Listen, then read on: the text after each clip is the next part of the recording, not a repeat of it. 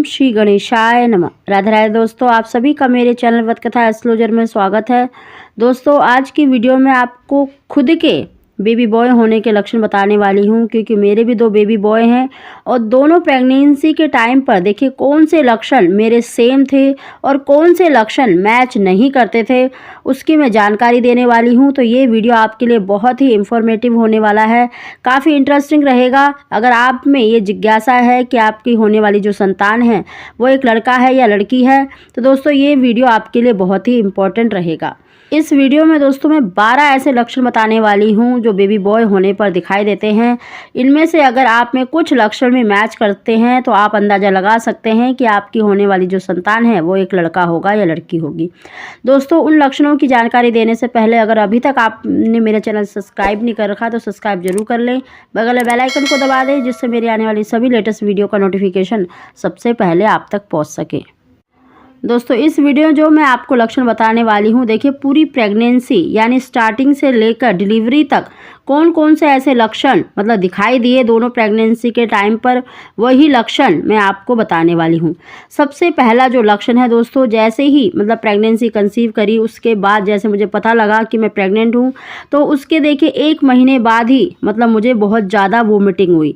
दोस्तों, अगर आपको बहुत लंबे समय तक अगर उल्टियाँ होती हैं तो ये लक्षण बेबी गर्ल होने का माना जाता है। अगर आपको देखिए जैसे 1 मंथ जैसे आपको वोमिटिंग कम हुई है या ज़्यादा हुई है, तो ये लक्षण देखिए बेबी बॉय होने का माना जाता है। क्योंकि मुझे सिर्फ 1 मंथ ही मतलब वोमिटिंग हुई थी और उसके बाद बिल्कुल उल्टियाँ बंद हो गई थी। और उस समय पर मतलब जो स्टार्टिंग जो होती है प्रेगनेंसी का दूसरा जो लक्षण था दोस्तों, वो है आटा और रोटियों से बहुत ज़्यादा स्मेल आना। क्योंकि देखिए प्रेगनेंसी के टाइम पर हार्मोनल चेंजेस के कारण आपकी जो स्मेल की जो शक्ति होती है वो बढ़ जाती है, तो कई चीज़ों से आपको बहुत ज़्यादा स्मेल आती है। तो मुझे आटे से और रोटियों से बहुत ज़्यादा स्मेल आती थी। दोस्तों, ये दोनों प्रेगनेंसी के टाइम पर सेम लक्षण थे, यानी मुझे उल्टियाँ 1 मंथ ही उल्टियाँ हुई थी, ज़्यादा उल्टी हुई थी और जो आटा और रोटियों से स्मेल बहुत ज़्यादा आती थी। ये दोनों प्रेगनेंसी के टाइम पर सेम लक्षण थे। तीसरा लक्षण है दोस्तों, 3rd मंथ जैसे ही मेरा मतलब जैसे कंप्लीट होने वाला था तो उसी टाइम से ही मेरा पेट बाहर दिखाई देने लग गया था। दोस्तों, पेट का ज़्यादा दिखाई देना कम दिखाई देना, देखिए साइंटिफिकली कोई लॉजिक नहीं बनता है। अगर आपकी हाइट कम है तो आपका पेट ज़्यादा दिखता है, लेकिन अगर आपकी हाइट अच्छी है, आप मतलब हाइट अच्छी है, तो आपका पेट कम दिखाई देता है। ये भी एक साइंटिफिकली लॉजिक होता है कि आपका पेट दिखाई दे रहा है या कम दिखाई दे रहा है। तो दोस्तों, मेरी जो हाइट है वो देखिए 5 फीट के करीब है, तो मेरा जो पेट है दोनों प्रेगनेंसी के टाइम पर 3rd मंथ से ही मतलब काफ़ी ज़्यादा दिखाई देना शुरू हो गया था। और 7वें 8वें महीने में बहुत ज़्यादा मेरा पेट भी दिखाई देता था, मेरा वेट भी ज़्यादा था और उसका जो झुकाव है देखिए नीचे की तरफ था। तो ये दोनों प्रेगनेंसी के टाइम पर मेरे में लक्षण सेम थे। अगला जो लक्षण मैं आपको बताने वाली हूँ दोस्तों, वो दोनों प्रेगनेंसी के टाइम पर सेम नहीं थे। देखिए मेरी फर्स्ट प्रेगनेंसी के टाइम पर मतलब जो मेरा फेस है वो बहुत ज़्यादा ग्लो कर रहा था। सब मुझे कहते थे आपको बेटी होगी क्योंकि आपका फेस बहुत ज़्यादा ग्लो कर रहा है। लेकिन दूसरी प्रेगनेंसी के टाइम पर देखिए मेरा फेस जो काफ़ी डल हो गया था, मतलब मेरी जो स्किन कलर है वो काफ़ी डल हो गया था, उसका चेंज हो गया था। मतलब पहले से ज़्यादा मतलब जो ब्लैकनेस कहते हैं ना, वो चीज़ आ गई थी मेरे फेस पर। अगला लक्षण भी दोस्तों मेरी दोनों प्रेगनेंसी के टाइम पर सेम नहीं था। देखिए फर्स्ट प्रेगनेंसी के टाइम पर मुझे मेरे कमर में बहुत ज़्यादा दर्द रहता था, कुल्ले में बहुत ज़्यादा दर्द रहता था। लेकिन जो मेरी दूसरी प्रेगनेंसी थी उस समय पर देखिए मेरे कमर में दर्द नहीं था, लेकिन मेरे सिर में बहुत ज़्यादा दर्द था। ये हेडेक की जो प्रॉब्लम थी वो काफ़ी समय तक मतलब मेरे साथ रही। तो दोस्तों, अगर आपका कोई मतलब दर्द है, चाहे आपके राइट लेग में है, कमर में है, बैक पेन है या आपका हेडेक है, अगर बहुत समय तक अगर आपके प्रेगनेंसी के टाइम पर रहता है तो ये लक्षण देखिए बेबी बॉय होने का माना जाता है। अगला लक्षण है दोस्तों नाभि लाइन का सीधा होना। देखिए जो मेरी नाभि लाइन थी वो बहुत ज़्यादा डार्क नहीं थी, लेकिन जो नाभि लाइन थी दोनों प्रेगनेंसी के टाइम पर बिल्कुल सीधी थी। और मेरी ददिया सास ने नाभि लाइन को देखकर ही बता दिया था कि वही मुझे लड़का होगा। तो ये दोनों ही लक्षण मतलब मेरी दोनों प्रेगनेंसी के टाइम पर बिल्कुल सही थे, नाभि लाइन बिल्कुल सीधी थी। अगला लक्षण है दोस्तों खाने पीने को लेकर भी बहुत सारे देखिए आपने वीडियो देखे होंगे। कोई कहता है कि मीठी चीज़ खाने से लड़का होता है, कोई कहता है खट्टी चीज़ें खाने से लड़का होता है। दोस्तों ये सभी देखिए हार्मोनल चेंजेस के कारण होता है, लेकिन मैं आपको अपना पर्सनल एक्सपीरियंस शेयर करना चाहती हूँ।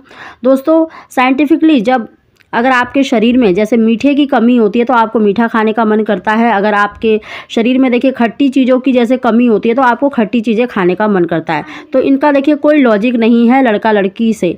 लेकिन दोस्तों मेरी प्रेगनेंसी के टाइम पर देखिए शुरुआती जो टाइम था, मतलब आप कह लीजिए 3rd मंथ से 5th मंथ 6th मंथ तक, तो मुझे काफ़ी ना मीठा खाने का मन होता था। मतलब मुझे मीठी चीज़ें पसंद थी, तो काफ़ी लोग मुझे कहते थे भी तुझे मीठा खाना पसंद है तो तुझे लड़का होगा। दोस्तों ये मेरी दोनों प्रेगनेंसी के टाइम पर बिल्कुल सही है कि मुझे खाने में देखिए मीठा खाना पसंद था। और जैसे ही मेरा मतलब 3rd ट्राइमेस्टर शुरू हुआ, जैसे 7वां 8वां महीना लगा, तो मुझे चटपटी चीज़ें पसंद थी। तो दोस्तों खाने पीने से देखिए कोई लॉजिक नहीं है, लड़का लड़की से कोई लेना देना नहीं है। अगला लक्षण जो मैं आपको बताने वाली हूँ दोस्तों, ये भी मतलब मेरी दोनों प्रेगनेंसी के टाइम पर सेम लक्षण था दोस्तों, वो है बच्चे की मूवमेंट। बच्चे की मूवमेंट देखिए मुझे लेट फील हुई है और अधिकतर मुझे मतलब अपने बच्चे की जो मूवमेंट है वो राइट की तरफ फील होती थी।